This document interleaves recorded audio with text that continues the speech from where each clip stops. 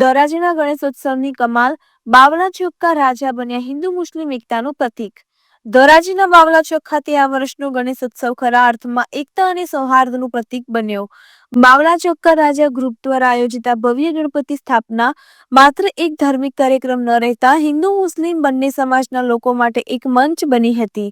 બંને સમુદાયના સભ્યોએ ખભે ખભા મિલાવીને આ ઉત્સવની ઉજવણી કરી, જેણે સાબિત કરી દીધું કે ધર્મ કરતા માનવતા અને એકતા વધુ મહત્વપૂર્ણ છે।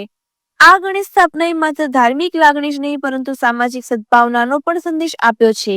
બાવલા ચોક ખાતે જોવા મળેલી આ અનોખી એકતા અન્ય શહેરો અને સમુદાયો માટે પણ પ્રેરણારૂપ છે। આ ગણેશોત્સવ ખરેખર બાવલા ચોક રાજા ને તેના નામને સાર્થક કરે છે, જેણે સાબિત કર્યું કે સાચી ભક્તિ એ જ છે જે લોકોને જોડે છે, તોડે નહીં।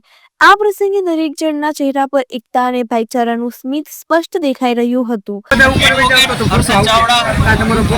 આજરોજ ધોરાજીના શ્રી ભગવતસિંહજી બાપુના સાનિધ્યમાં ભવ્ય અને દિવ્ય ગણેશ મહોત્સવનું આયોજન કરવામાં આવેલ છે।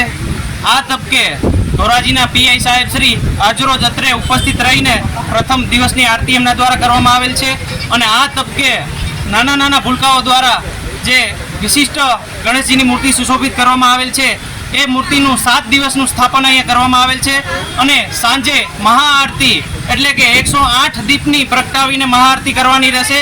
આ તબકે ધોરાજીની વિશિષ્ટ અને ધર્મપ્રેમી કલાપ્રેમી જનતા મોટા પાયે અહીંયા હાજરી આપે અને દર્શનાર્થે પધારે એવી બાવલા ચોક રાજા ગણેશ મહોત્સવના તમામ યુવકોની લાગણી અને માગણી છે। આ તકે ગણપતિ બાપ્પા